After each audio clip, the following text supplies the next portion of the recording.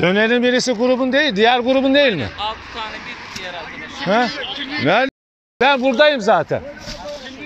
Ben buradayım zaten. Şu an sanki hiç orada bulunmamışız gibi, yani 5 saat benim 5 saat 7. saat bekletilmemişiz gibi. Önümüzde polis aracı, dedik ya aracınızı çekeceğiz ya da burayı terk edeceksiniz Ankara diye. Aynen. Neyse Ankara'yı terk edeceksiniz dedi. Şu an hem önümüzde polis arabacısı eşliğinde hem de arkamızda polis aracı eşliğinde Ankara'dan çıkış yaptırılıyoruz. Zorla Ankara'dan çıkış yaptırılıyoruz. Sadece söylediğim şey, gittim yemek gelmeden dedim ki bak arkadaşlar yemek getirecek. 6 saattir buradayız. Gayet doğal bir şey. Bunu engelleyen bir kural nedir dedim yani. Yemek geldiği zaman da saldırdılar üstümüze ve gerçekten büyük bir arbedeyle, çok büyük hakaretlerle, saygısızlıkla şiddet uyguladılar.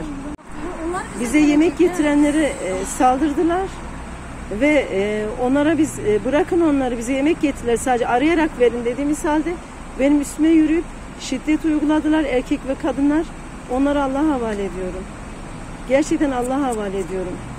Çok terbiyesizce kadınlar parmaklarımı kıvırarak, üstüme saldırarak, erkek polis üstüme saldırarak müdahale etti. Araba geçer misiniz? Çekeceğim arabamı, nasıl çektiğinizi haksız yere. Çekiyorum. Tamam. Haksız yere bu aracı nasıl yerinize geçer misiniz?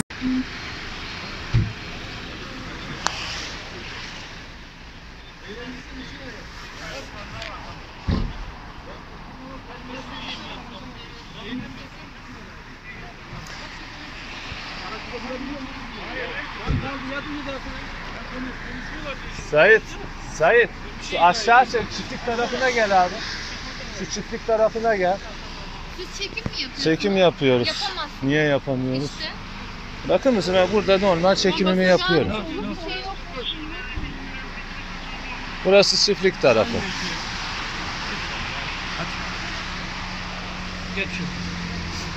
Evet, İlk Haber Ajansı'ndan arkadaşlara da çekim yaptırmıyorlar. Bu çiftlik tarafındayız şu anda.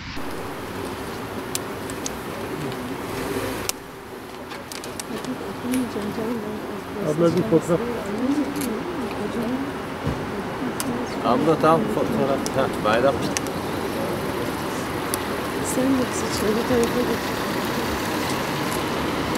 Selamünaleyküm.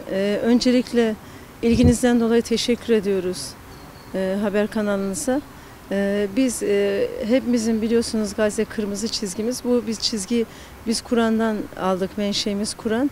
Bizler de 7 Ekim olaylarından sonra onu bir nihai zafer olmasa bir zafer olarak kabul ettik. 7 Ekim olaylarını ve 8 Ekim'den itibaren Gökkuşağı Eğitim Yardımlaşma Derneği olarak çalışmalarımıza başladık. Bir dizi Adana'da bu zulmün durması için, katliamın durması için gerek İncirlik Hava Üssü'nde gerek konsoloslukta basın açıklamalarında bulunduk ve halen 35 günlük devam eden bir kermesimiz var. Maddi manevi olarak hem bilinçlendirme hem Filistin, Mescid-i Aksa, Gazze, Kudüs bilincini vermek için, kıble bilincini vermek için kermesimiz, resim sergimiz devam etmekte. Aynı zamanda BOTAŞ'ta Ceyhan boru hattından İsrail'e giden desteğin durdurulması için bir basın açıklamamız oldu ve oradaki bu çalışmalarımızda şunu gördük, gerçekten de bu ülke Ankara'dan yönetiliyor ve dedik ki biz bu zulüm artık bir katliama dönüştü, bir soykırıma dönüştü ve biz şu hassasiyetimizden de dolayı biz diyoruz ki bu bir Hamas-İsrail savaşı değildi, bir Arap-İsrail savaşı, bir toprak savaşı değildi, bir kıble savaşıdır, bir rota, insanların Rablerini birleme savaşıdır. Mescid-i Aksa bizim ilk kıblemizdir biliyorsunuz. O yüzden biz dedik ki bu sesimizi duyurmak için hem de gerçekten de halk olarak duyarsızlıklarımıza dikkat çekmek, aynı zamanda devlet olarak da gerek siyasi gerek ticari anlaşmalarla İsrail'e verilen desteğin yeterince çekilmediği ya da gözden geçirilmediği için biz dedik Ankara'ya gelelim dedik. Çünkü biz biliyoruz ki 7 Ekim'den önce de gerek Mısır olsun, gerek diğer İslam ülkeleri, gerek Türkiye Cumhuriyeti normalleşme süreciyle İsrail'le bir anlaşmalar içerisindeydi. Biz de bunu kabul etmediğimiz ve 7 Ekim olaylarının bazı şeylerin neticesi olduğunu bildiğimiz için katliam artık soykırıma dönüştüğü için Ankara'ya gelmek istedik. Gökkuşağı Eğitim Yardımlaşma Derneği olarak anneler ve eğitimciler olarak, öğretmenler olarak Ankara'ya geldik. Birinci gün Türkiye Büyük Millet Meclisi'nde basın açıklaması yaptık. Bu konularda açıklamalarımızı sunduk. Daha sonra Amerikan Büyükelçiliğinde basın açıklaması yaptık ve daha sonra da zaten daha da gitgide her gün biraz daha yara derinleştiği için Cumhurbaşkanlığı Köşkü'nün burada külliyede biz basın açıklaması yapmak istedik. Hani sadece bizim temamız şuydu. Gerçekten de yani en başta nedir? Gazze'de büyük bir zulüm var ve bu zulüm nedir? Artık soykırıma dönüşmüştür. Bizim ülkemizin siyasi ve ticari anlaşmalar yaparak bu soykırıma artık ortak olması ya da desteklemesi, direkt desteklemek demiyoruz biz buna, kesinlikle demiyoruz. Ama yapılan politikalarla, diplomatik görüşme ama orada 10.000 tane insan ölüyorsa Gazze diye bir yer artık ne hale geldi hepimiz biliyoruz. O yüzden dedik ki şuna biz dikkat çekmekse burada bir zulüm var. Zaten bu zulümün temeli bir şey sebep sonuç ilişkisi içerisinde incelenmesi gerekiyor. Nasıl ki biz vahiyden uzaklaşarak bir hayat yaşarsak gerek aile hayatımızda gerek devlet sistemimizde gerek arkadaşlık ilişkimizde bu zulüm ne oldu? Hem bizim yöneticilerimize hem halkımıza hem de bizlere yansıdı hem de Gazze'ye yansıdı. İşte bu zulme dikkat çekmek ve buna bir dur demek için eğitimciler ve anneler olarak buraya geldik.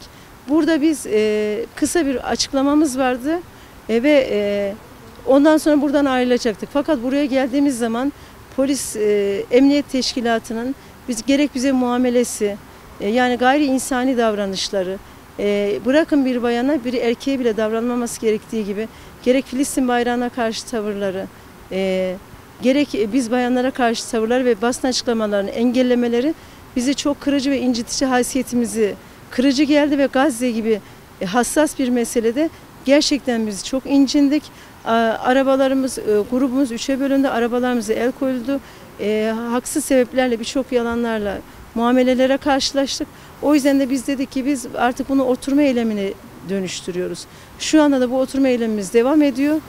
Halkımızın da desteğini bekliyoruz çünkü gayet haklı bir davadayız. Biz bir militan, bir teröristteyiz, biz bir Müslümanız. Allah'a iman etmiş ve Allah'a hesap verecek insanlarız. Emin Muhammed Aleyhisselam'ın ümmeti emin insanlarız. O yüzden gayet burada medeni bir şekilde gidecekken Allah şahittir ve kameralar, emniyetin kameralar da her şeyi çekmiş bulunuyor. Nedir? Biz böyle muameleleri hak etmemiştik. O yüzden biz diyoruz ki buradaki emniyet güçlerinden taleplerimiz var. O talepler yerine gelene kadar gayet makul ve insani sebepler. Biz burada oturma eylemimizi devam ettireceğiz inşallah. Bunu yetkililerle görüşüyoruz. Onlarla olan süreç belirleyecek. Daha şu ana kadar bir netice alınamadı yani. Hani ayette Allah diyor bize ey iman edene iman edin. Yani alemlerin Rabbine teslim olun. Sizi yaratan, yaşatan Allah'ın dünyasını, Allah'ın yarattığı, yaşattığı insanın Allah'ın dediğine göre yaşaması gerekir. Biz burada dürüst olarak diyoruz ki evet Gazze bizim kırmızı çizgimiz. O zaman diyoruz bu kırmızı çizgiye hassas davranıp gereğinin yapılması yani sözlü olarak değil eylem olarak yapılması ve bu zulme dolaylı olarak bazı konularda dolaylı bazı konularda direkt olarak da olsa ticari ve siyasi ilişkilerin kesilmesi. Çünkü belki bunlar bize komik gelebilir ya da bazı karanlık akıllara, karanlık gönüllere ironi gibi gelebilir ama biz iman çerçevesinden bakmamız, hayata öyle baktığımız için ne diyor Rabbimiz? Bir insanın ölümü bütün insanın ölümü gibidir. Bir insanın hayatını kurtuluşu bütün insanın hayatının kurtuluşu gibidir. Orada anneler çocukların bedenlerini, parçalarını birleştirerek çocuklarını ayırt etmeye çalışıyorsa hangi çocuğun kanı, hangi Gazze'li çocuğun kanı bir ticari anlaşmada ya da siyasi anlaşmada daha kıymetsiz ya da Mescid-i Aksa'nın şu anda namaz kılınamayış oluşu, işgal altında oluşu hangi anlaşmadan daha kıymetsiz olabilir diyoruz. O yüzden halkımızı, Müslümanları ve toplumumuzu bu konuda duyarlılığa çağırıyoruz. Bizim özetleyecek olursak bu kadar.